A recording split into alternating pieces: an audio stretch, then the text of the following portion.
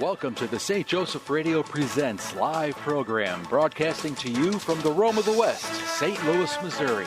The program that for over 30 years has brought you eloquent speakers from across the globe to help explain, clarify, and evangelize the Catholic faith. Our program covers a variety of topics relating to current issues and occurrences in our daily lives.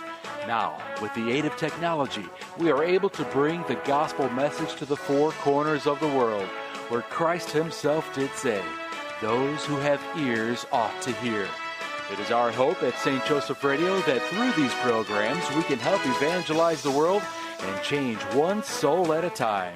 Now, here is your host to introduce today's guest and topic.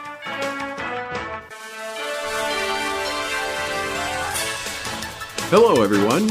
You are listening to St. Joseph Radio, coming to you from St. Louis, Missouri, the Rome of the West. And we have a very special program for you today. We're going to talk about a newly released book called Joyful Memories from a Missionary in Africa. And we have a very special guest, Maria Fragelli Becker, the author of the book's sister. And we're going to get into more of that in just a few moments, and we'll introduce you to our guest. But first, I'd like to ask if you could please lead us in a prayer to start the program. Thank you, Mark. Thank you very much. Maybe we could start with the prayer that Jesus gave us himself to bring us into his family. Our Father, who art in heaven, hallowed be thy name. Thy kingdom come, thy will be done, on earth as it is in heaven. Give us this day our daily bread, and forgive us our trespasses, as we forgive those who trespass against us. And lead us not into temptation, but deliver us from evil. Amen. In the name of the Father, and of the Son, and of the Holy Spirit. Amen. Well, very exciting news. A newly released book, Joyful Memories from a Missionary in Africa, written by Canon Enrique Fragelli. And to start, this book has resounding influence over people across the globe. You may have heard, if you don't know him, you may have heard of Canon Fragelli by his story, which went viral during the COVID pandemic. Canon Fragelli contracted COVID in Gabon, Africa, in a village of Mwila, and he went through subsequently a 15-month battle for his life. And we're here to talk about him, his life, and his book. And we want to start by saying, welcome, Maria. Thank you for being here. This is it's really a treat for us. And I thought maybe you could start by talking to us a little bit about the book itself, and why do you think your brother wrote this book? Initially, I have to be frank, Enrique was in bed for many, many months, almost 6 months. And this was a dynamic missionary who had been doing God's work fully, in full throttle for 10 years. And suddenly he comes to a full stop, and he's stuck in this bed with nothing to do. And now he's recovered his mind, even though his body had lost his muscle mass. And he was really, literally going crazy with boredom. And we were trying to come up with something for him to do that would occupy his time in a positive way, something that would give him purpose, you know. And that's what he said. He said, "I feel so useless here." And we talked about that a lot. And so one day I walked in, and he was all exuberant, you know. He had that beautiful, beautiful smile that could light up a room, truly. And he said, "Maria, I know what I'm going to do." "What, Enrique? What are you going to do?" He says, "I'm going to write a book." And I said, "What are you going to write about?" And he said, "The mission, the life of the missionary." And so that's the book that we are here very proudly presenting. Enrique, I hope you're proud of us. Mark has put in enormous effort on your behalf since you left us so fast. But here we are, and we're promoting your book, Joyful Memories from a Missionary in Africa. And all the profits go to the mission, by the way, which is exactly what he wanted to do. He wanted to continue his work, even if from a bed. He wanted to continue his missionary work. He wanted to touch souls. And he thought that, you know, by explaining and opening up the missionary life, which frankly is an old term, right? Yes. I mean, yes. Today people say missionary, they kind of think of the jungle. Isn't that over? Isn't you're kind of lost. Yes. Right. No, he wanted to bring it up to a modern day, and that's what he initially had said, this is the 21st century missionary. Yes. So this is what we do. You can look at us. You can look us up. And, and you can find him at fundsforthemission.org. This is where you can order this Right. beautiful, beautiful pictorial memory of his journey. So before we say another word, please write that down, fundsforthemission.org. Very, very important website, because you cannot purchase the book anywhere else. And that is, again, as Maria said, because all profits from the book go directly to the mission in Mouila, Gabon. So tell us a little bit about the family. Who is Enrique Fragelli and his family? And you're his sister. Are you his only sister? What can you tell us? Enrique was the third of 7. He was the third oldest of 7 children. There was a girl, 2 boys, myself, 3 girls after him. And we were a very lively, happy family. We were born in Brazil, all of us. So, we spoke Portuguese, and my dad was an engineer, and he and his mom had lost their faith. They had not been very religious people when we were born. But midway, they met a Catholic organization, the American Society for Defense of Tradition, Family, and Property. And truly, my father regained his faith through them, through their leadership in what they were trying to do for Catholic Brazil. And my dad's faith was rekindled, and he never lost that fire. And so he brought us up then with stories of the faith. He had us always very involved in the stories of the faith. And we had a very, very intense family life. We learned very much how to deal with each other, all the things that a good family learns to do, to practice virtue among each other. And Enrique was like any young boy, very adventurous. Mm-hmm. He was extremely creative, and frankly, he was the one that was always in trouble. Yeah, so very foreshadowing of what would be asked of him someday in the jungle in Africa. Wow. Well, I had the privilege of knowing him, and he had a charisma that was larger than life, and his ability to tell stories. As you're speaking right now, it occurs to me where he got his ability to tell stories. It sounds like he may have gotten some of that from your father. Exactly. Exactly. And he could keep a room wrapped around his finger as he told you stories about the faith and saints, and we sat breathless and listened to him because it was so engrossing, and his love for the faith shone through in the way he told the story, and you had no choice but to fall in love. It was just like, truly, yeah, it truly. was just, it just happened. Did you always have the sense that his destiny was to be a priest? No, not at all. I mean, he didn't know what he wanted to do. He was very active, but he did fall in love with the church very early on. That's something that was instilled in us, that following God's paths were always the better way. That was very easily seen in the modeling that my parents did. So I think Enrique followed in my father's footsteps in that sense. He admired him from afar, and he did want to serve the church. So he did work for the same society that my father worked for years and years, in a volunteer status. Mm. So if that isn't love, I'm not sure what love is. Right. It's it has to be love. Yeah. In order to do something like that. So yes. That service carried through all the way until the end of his life, and his love for the church was evident. And from the moment I met him, that was probably the thing that most shone through. And the love for the church, in my experience with him, was in the way he showed it for other people. You could just see the warmth that he had and the true care and charity that he had for people. And it was a marvelous thing, which made it so joyful to me when he said that I was informed that he was going to write this book. And when I first saw copies of the book, one of the things that I realized, this book is it's slightly less than 100 pages. And it's chock full of photographs. And that was one of the questions.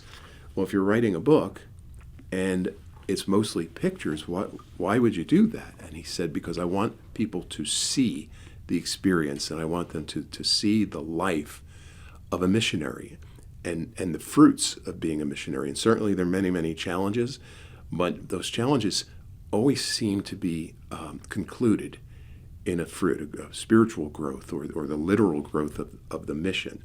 And when he said he was going to write this book, at a certain point I had the ability to speak with him, and I asked him, well, who are you writing the book for?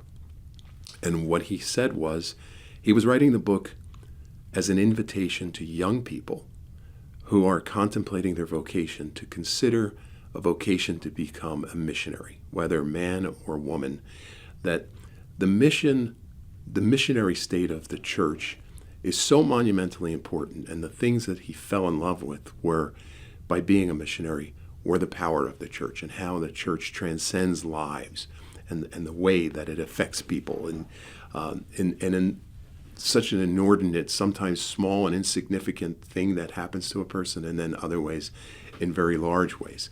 So the book is for young people considering their vocations, hoping that they would be at least give some consideration to the missionary life. But that doesn't mean that older people who are settled in their vocations, are exempt from buying the book at www.fundsforthemission.org. No, rather it means that it's very important to read the book to gain your own understanding of the importance of the missionary cause of the church and how important it's been throughout history, and to see that right here in the 2020s, the effect that the church has had on people's lives. And that's very much a part of why this book is important. Yes. I mean, he had thought of starting off with a catechism. He said, I'm going to write a catechism that's better enunciated for young minds, something that a little more, and he was thinking obviously of African minds, but of their culture. And then he evolved into this, and the pictures tell 1,000 words, how it is. And but he really felt the need to show people the kind of generosity that it takes, and to become a missionary, and not just the clerical missionary, but the missionary in all of us. Mm-hmm. That all of us are called to a kind of apostolic mission to carry on the apostolic tradition in our own roles in the church. And I think that the book shows that very beautifully, because he is in a lot of the pictures, so he's the thread, the cassock, and throughout all of them. But then he pulls in all the people that were part of that mission. Yes. And they're lay people, they're mothers, they're teachers, they're medical people, they're volunteers, right? Yes. They're laborers, they're carpenters, they're doctors and nurses and scientists and architects. And he pulls them all into the communal generosity of the life of the mission. Yes. For the good of souls is what this book shows you. I'm a mom. I'm an empty nester now, so I've raised 4 children, some with mental health needs, and yet I learned a lot from this book. I was inspired and moved by reading this book, and just some of the little things that he said, like that one of the things that he said that they look for example, when people come to look at their order, what do they call that? When they come discernment. When they come to discernment. Yes. And he says, and they're kind of like under scrutiny, right? Yes. To see if they're a good candidate or not. And he says in the book that the main characteristic that they look for is generosity in the person. And that really resonated deep within me. And I thought, wow, that is so beautiful. It is. It's a very, very beautiful attribute. Very beautiful. And it's necessary everywhere, not just at a mission. And you mentioned his ability to connect people. And I think that he says at a certain point in the book that he was parachuted into Africa.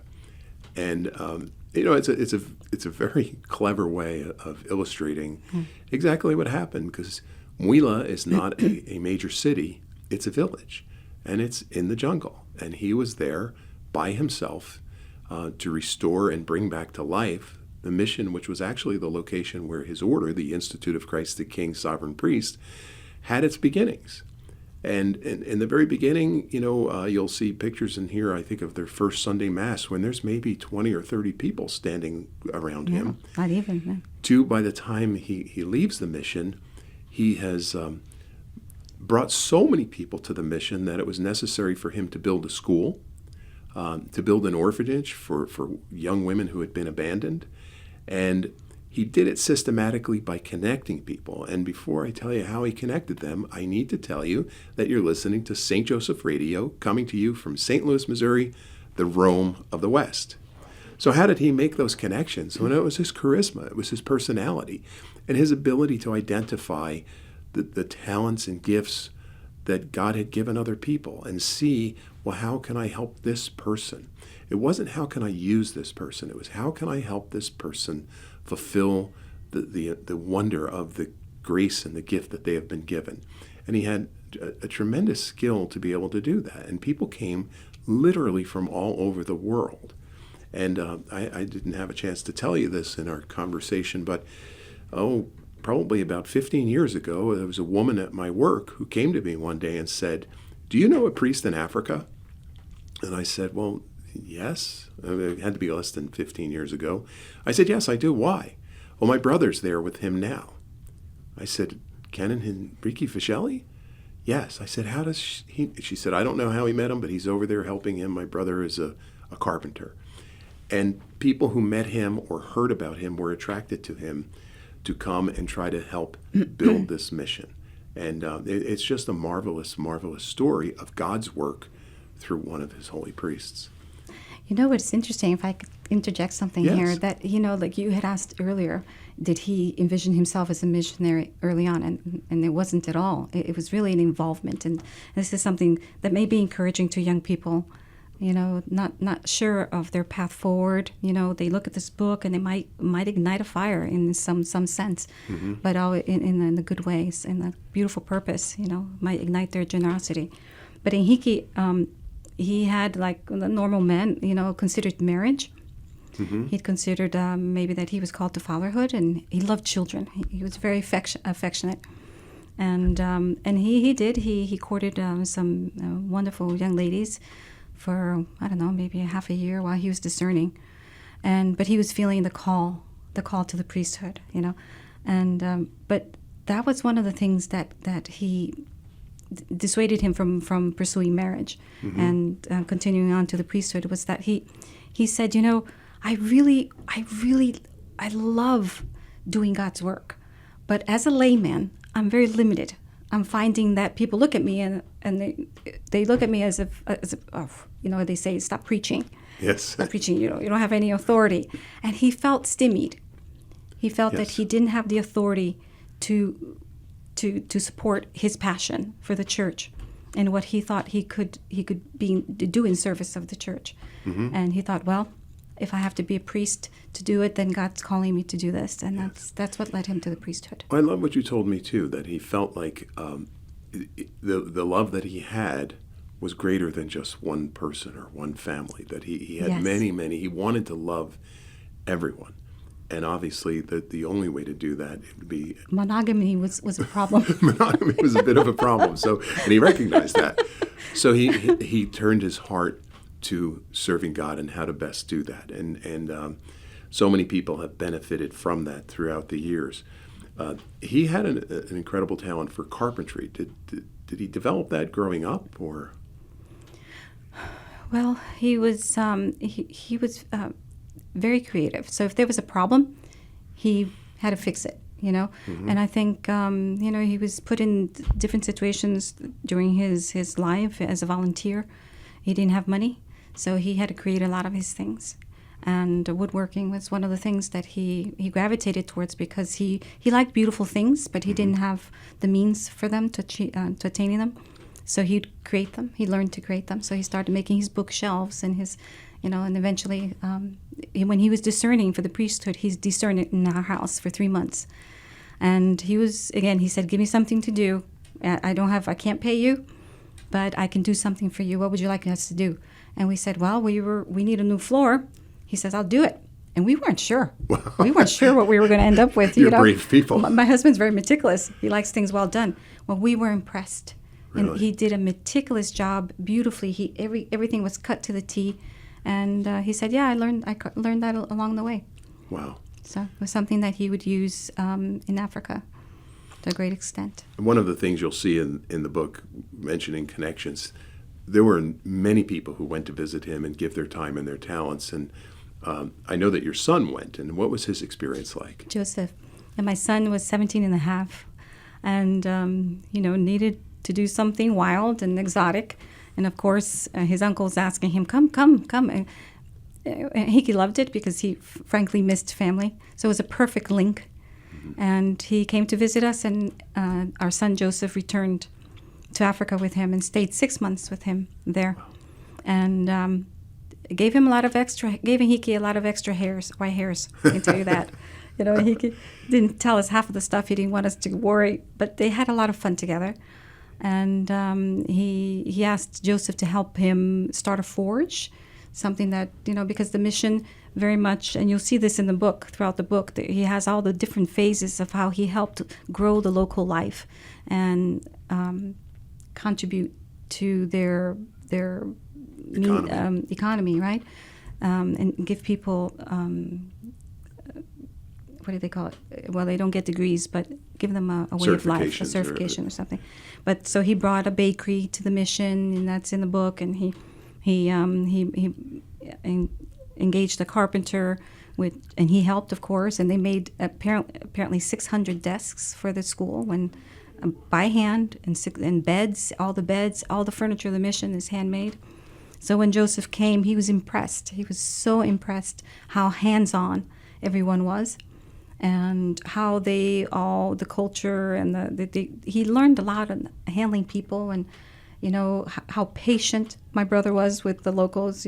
So he learned a lot about respect for the different culture and living together in community life. Yes.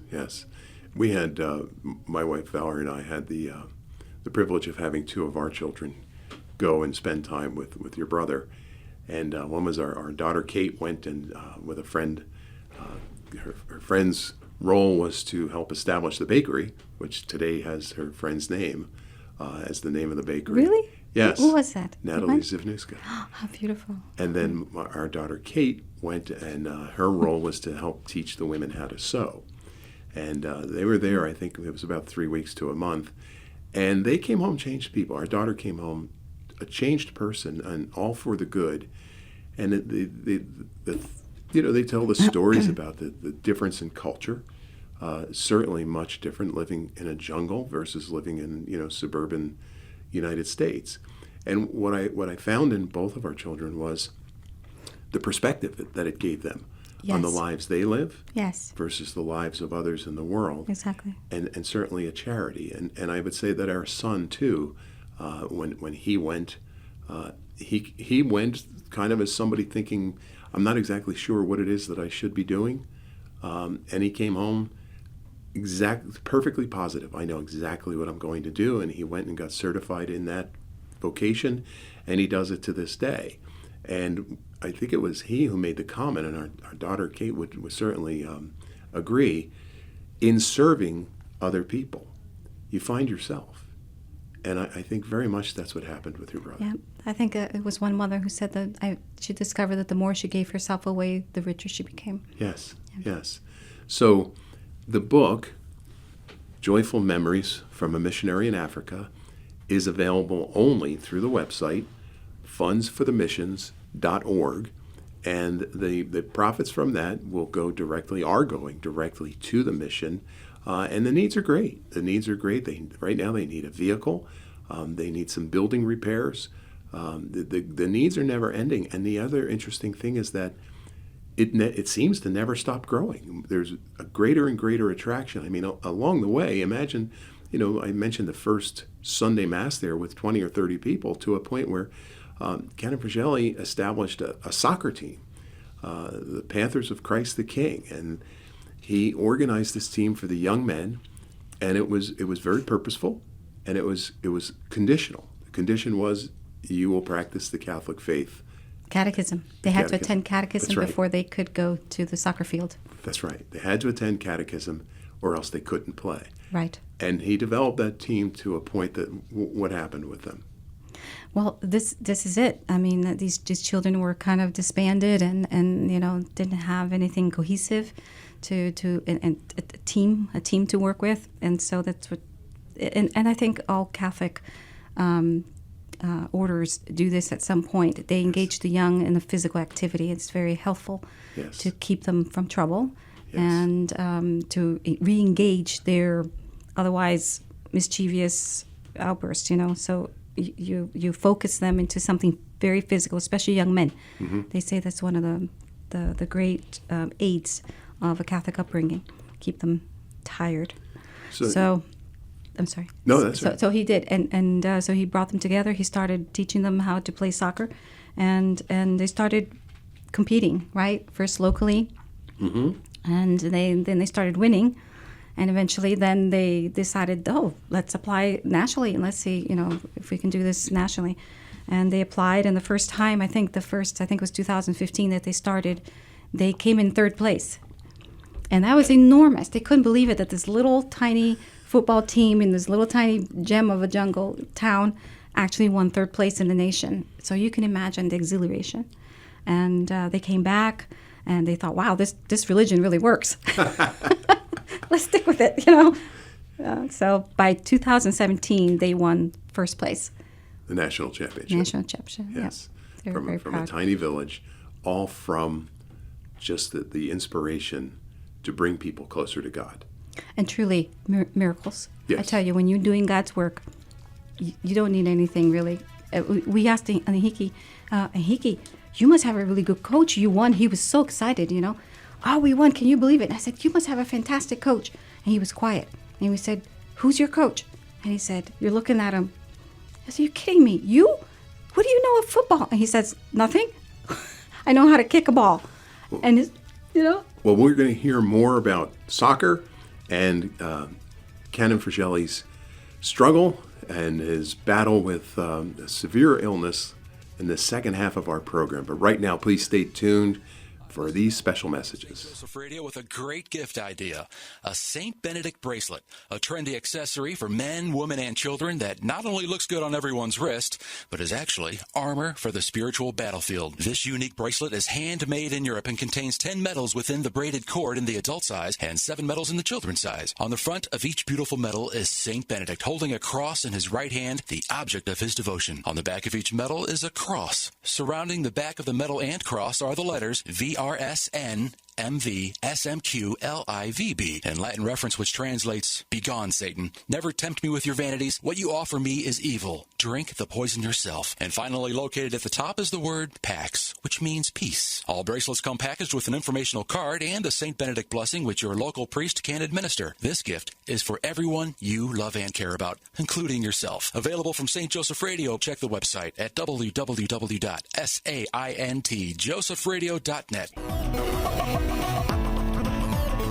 St. Joseph Catholic Radio is proud to announce the launch of SJEN TV, the St. Joseph Evangelization Network. SJEN TV is a premier online Catholic broadcasting network providing quality Catholic programming 24 hours a day, 7 days a week. We have programming such as live studio interviews, St. Joe's Java speaker presentations, current Catholic issues, and the Pro-Life series. We're featuring the many talented speakers out of Orange County, California, and this Archdiocese of St. Louis, Missouri, including Professor John Gresham, Father James Mason, Karen Nokemper, Rick Hollerick, Bill Federer, and many more. To review the program list, go to sjen.tv or on Roku, SJEN TV. All this programming is free, and we are welcoming sponsorship of new programs. Find out more at sjen.tv.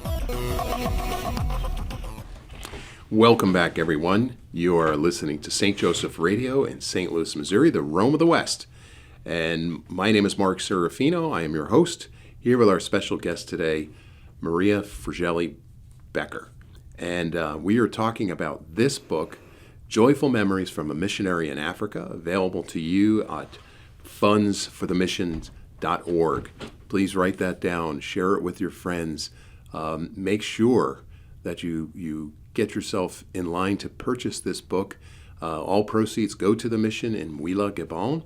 And Someone suggested to me recently, someone who had purchased the book, that they were going to buy additional copies because they felt that they were very good First Holy Communion and confirmation presents.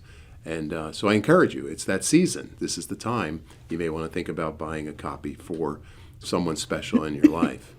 And so, great idea. Yeah, Confirmation I think so. gifts. Yeah, perfect. It really is. Especially for that age group. Yes. Right? Yes. The woman who suggested that, when she said when she bought the book, her son couldn't put it down.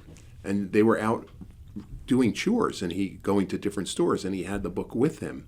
And he was flipping through it, and in the middle of one of the stores, a woman stopped and said, "That must be some interesting book."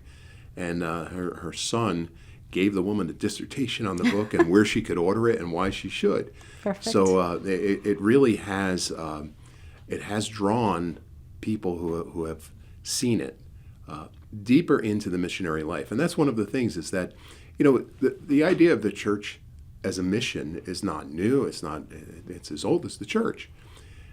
Most times when we hear about it, we're reading about the mission, and we're reading about the experiences of the various missionaries and what they maybe have endured and what they've accomplished.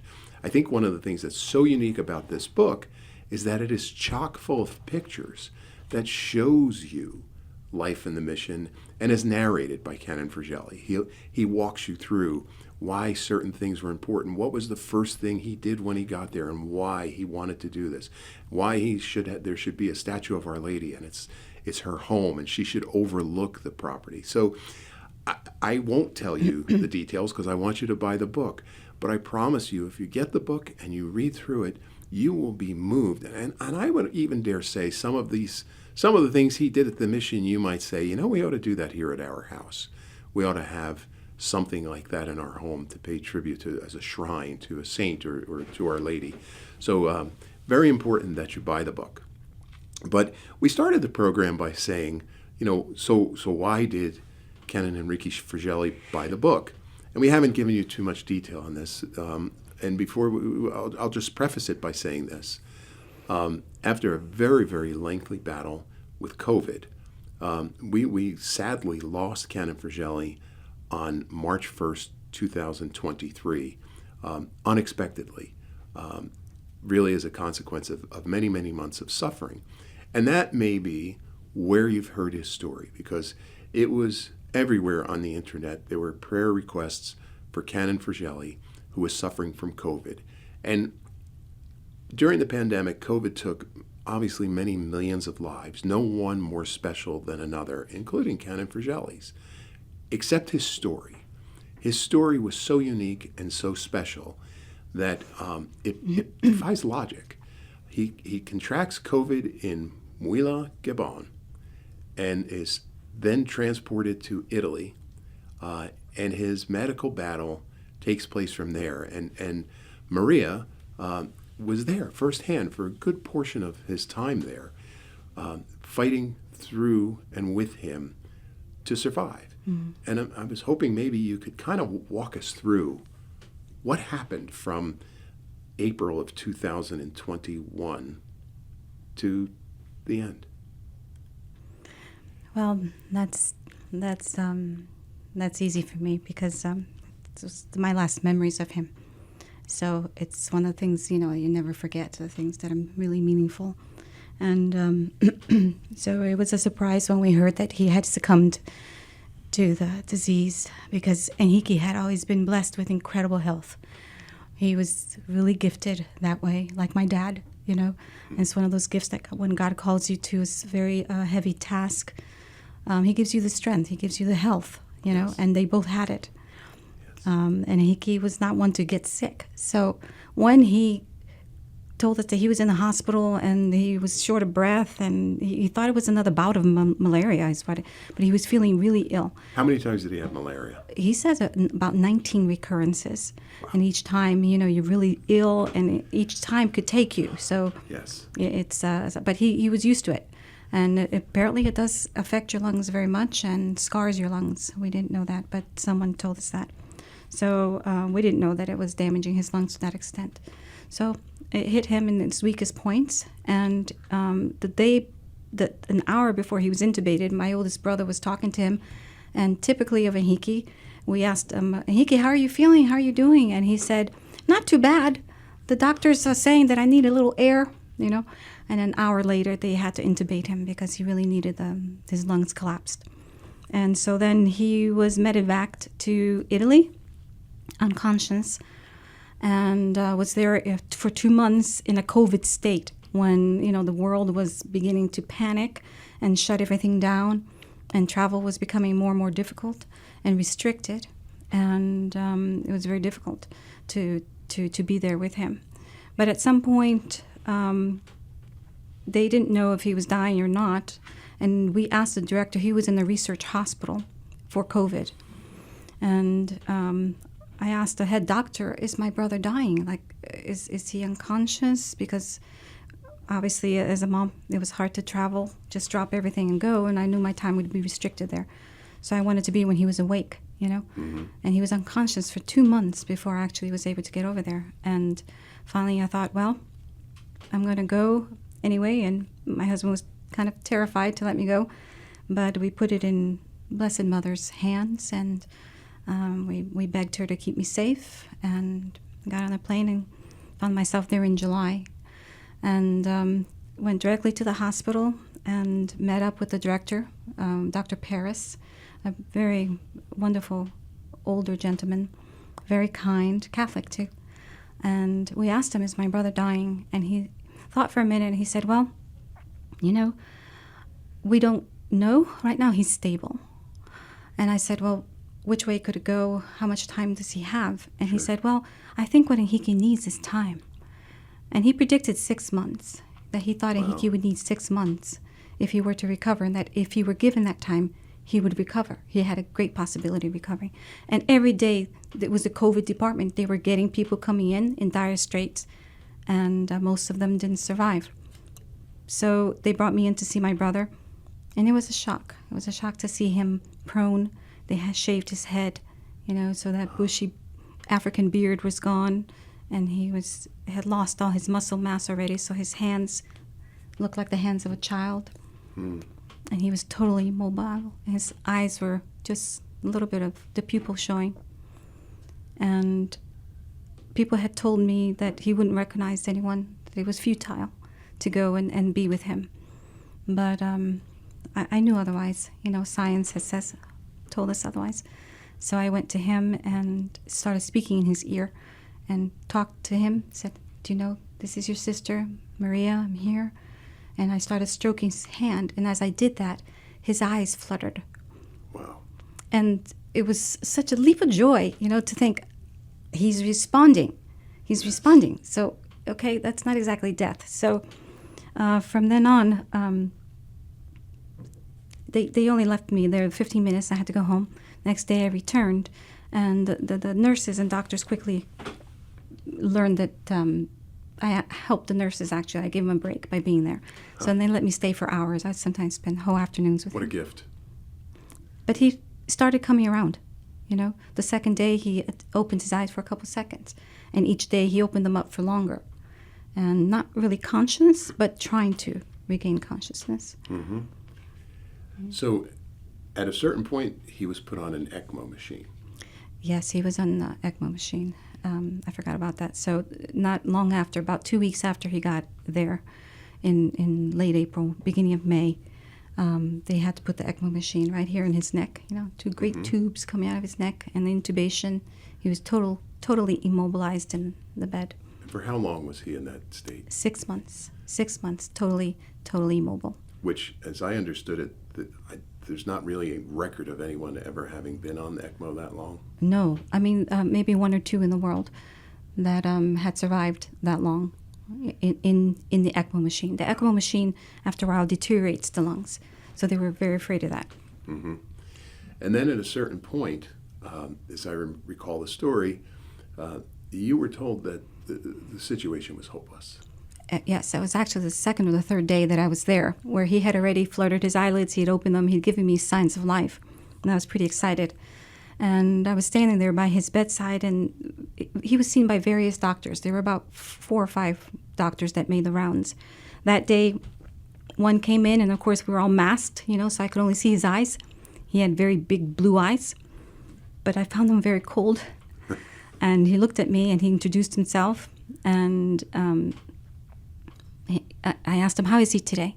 And he said, no improvement, And he proceeded to give me a very pessimistic report of Enrique's progress, and more or less told me, look, we have tried everything. He's been here now for 2 whole months with no improvement, really. We're just keeping him alive with this. And right now he's lucky because we have a lull in the COVID patients. But if we were to get a flush of patients in, we might need these machines. And, this is extraordinary measures. And he says, I don't know your family situation, but you may want to talk to your family about these extraordinary measures that are really futile, he said. Wow. And I knew what he was asking of me, And of course, I thought, no way, don't you dare put me in that situation. Right. And so, and you rather famously gave him a response. yes. So then I said, well, have you tried everything? Have you? And he said, yes, we have. We've done everything we can, and there's no progress. And I said, but your Dr. Paris, your director, is very hopeful. And he says, I don't know where he gets. So he contradicted the director, which was odd, and it rattled me. I thought, whoa. The director gave me hope. This man is telling me there is no hope. And I said, are you sure? And he said, yes, we've tried everything. It's futile. You need to talk to your family. And at that point, I looked at him and the thought came to my head. It's like, I'm going to say it. I know I'm going to sound nuts, and he's going to hate me for this, but I'm going to say what they hate to hear. And I looked right at him and I said, but I believe in miracles. And he just looked at me without blinking, turned around and left. Really? Without saying a word. And a couple days later, I had my hand under Enrique's hand and speaking to him, and I said, Enrique, if you hear me, if you can actually understand what I'm saying, and you know that I'm your sister, will you try squeezing my hand? And I felt one little finger go down, just one finger. He only had the strength for one finger to go down and press my hand. But I knew that he was listening. I knew that he was trying to recover, And the other doctors were excited.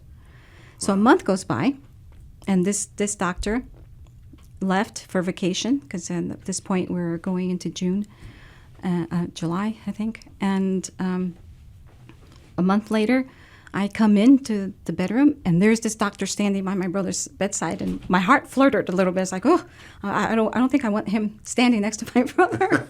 I was a little afraid, and but there was something different about him, where before he'd been cold and kind of distant. He had this different look, and he said to me, "I'm that doctor," and I knew who he was. He says, "But I'm looking at your brother," and he's talking directly to my brother. My brother couldn't speak because he had the trachea. My brother's looking at him with wide eyes, and he's saying, when I left here for vacation, I thought you were a dead man. Wow. You were a dead man, and I thought you're going to go the way of everyone else that we have had in your condition who is now dead. Wow. I thought I'd come back and you'd be dead. Instead, I come back, and not only are you doing well, but your lungs are opening up, and they opened up to 30%, which at the time that he had diagnosed him as futile, it was only 2% that his lungs were open. 2%? 2%. Wow. So he went from 2% to 30%, and then he plateaued. Wow. And he said, I don't know what to say. You must have very special friends, powerful friends up there. And he actually looked upwards, So. Well, when you said, I believe in miracles, you were serious. Well, my older brother at that point said, you should go on pilgrimage to Padua. It's not far from there, and his name was Antonio. Go to my patron saint. He's very powerful. So I did. I did a pilgrimage to Padua by train, and then walked from the train station, it was 1.5 miles, to the basilica in 105-degree weather. We said, I'm not going to drink or eat. We're going to do this for Enrique. And, all the prayers behind us, all the people that were praying for him to recover, and found the beautiful basilica of St. Anthony of Padua, and prayed for him there, asked him to intercede for my brother and prolong his missionary life if it were God's will. And interestingly enough, that whole story came back in the end. Yes. So I want to tell you all that you are listening to St. Joseph Radio, coming to you from St. Louis, Missouri, where this is the Rome of the West. And Kenan's story is one for the ages. It's his ability to touch so many people, so many lives from every corner of the world. When the book first went on sale, and you can buy it at fundsforthemission.org, when the book first went on sale, within the first day, the book is written in English, it's published and printed here in the United States.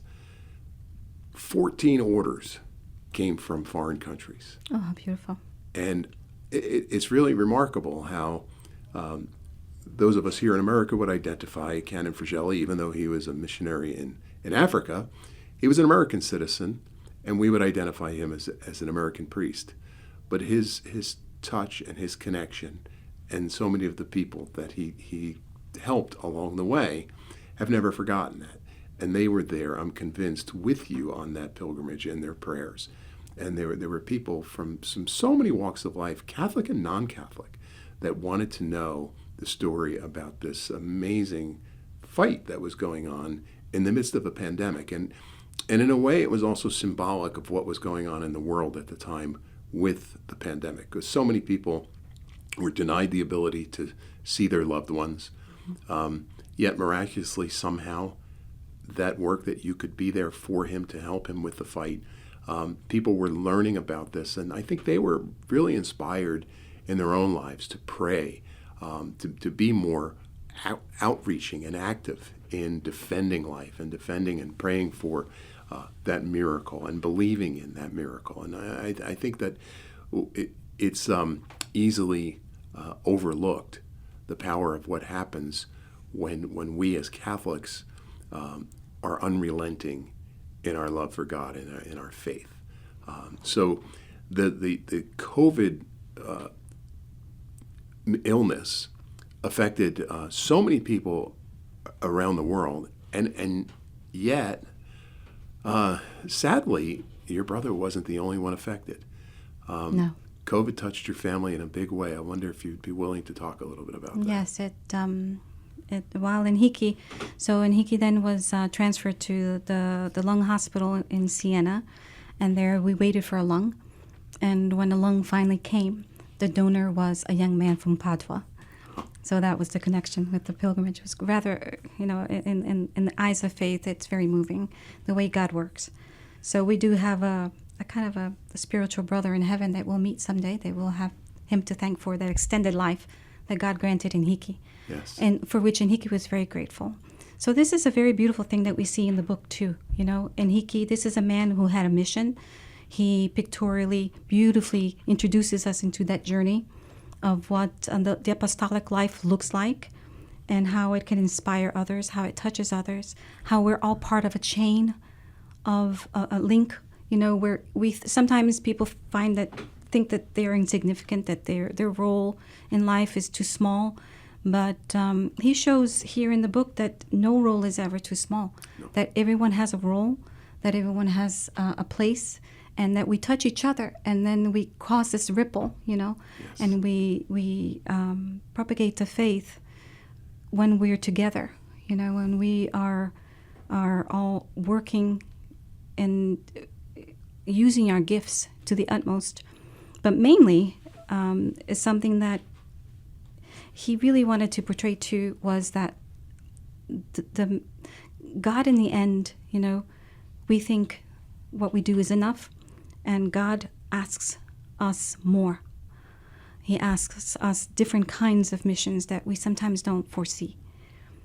So my brother in the end ended up 15 months in hospitals. He was really antsy to get back on his feet and return to Africa or to wherever they would send him. But in the hospital, he did ask me one day. He said to me, he mouthed to me. He was still in trachea, and he mouthed to me, "I want to be a saint." Huh. And we spoke about that a lot. It was something that came up a lot, and I think it was something that he also wanted to portray in the book. What it is that God asks of us, that is in the line of holiness. That we all want to achieve it. We all feel futile in our own endeavors, And I think Enrique, in his illness, in his sick state, felt that he had been robbed of the great gifts that God had given him. His health, mainly, and the impetus that he had in that missionary life. And he was a little disoriented initially with, actually, he couldn't even stand up on his own. He couldn't feed himself. And he didn't know, how am I to serve you, Lord, in this bed? Mm-hmm. How am I going to continue to be your servant? And that's what we witnessed in the last 15 months of his life, was this desert that God called him into. And it was in the hospital. It was in isolation. It was in loneliness. And he had to traverse that desert where his only companion a lot of the times was just God himself. And we witnessed that. We witnessed the sadness, the disillusionment with earth and the people. And he said that at one point he said, I am very alone. But we saw him beginning to detach. And he used to at the beginning he was fighting, and something we all do, we fight for what we think we need to do in life. And we don't give God the space to work. And one thing that is really beautifully displayed here too is Enrique had started saying the Surrender Novena. I was going to ask you about that. By Father Delindo, who was a contemporary of Padre Pio, a very holy man. And Jesus himself dictated this novena. It's called the Surrender Novena. And it's a novena, a 9-day novena, where Jesus dictates to us how we are to respond to stress in our lives, right? Yes. And pretty much he says, don't worry about it. Surrender to me your will. Close your eyes and let yourself drift on the current of my grace, right? Wow, how beautiful. Just beautiful. And if then only it ends. We could all do this. Oh.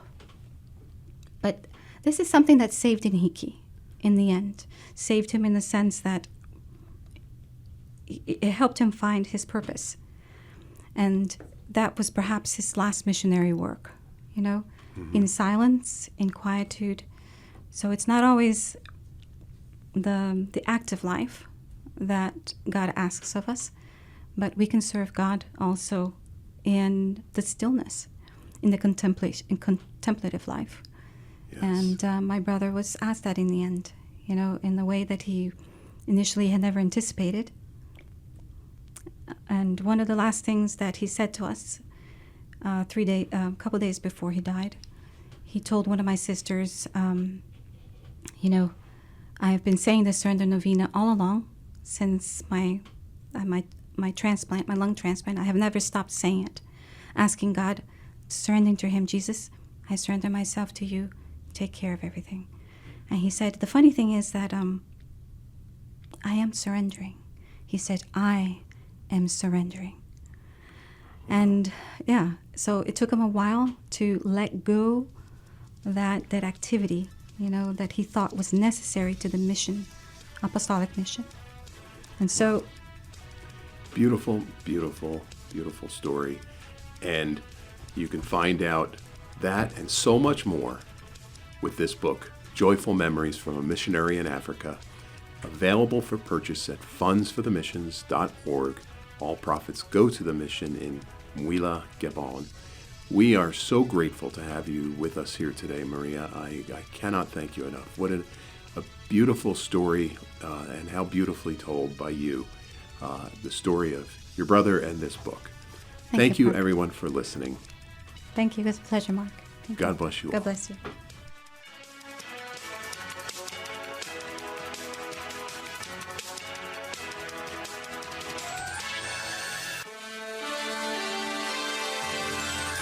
You've been listening to St. Joseph Radio Presents from the Rome of the West, St. Louis, Missouri. If you would like to join us in our evangelization efforts, you can order a copy of today's broadcast or any of our past programs by visiting us on our website, stjosephradio.net. That's SAINT, josephradio.net. Or call us 636-447-6000. It's all at your fingertips to help us evangelize the world, bringing the good news of Christ Christ to everyone you meet and change one soul at a time. Thank you for your prayers and support. Until next time, may God bless you and your family. This has been a presentation of St. Joseph Radio Presents.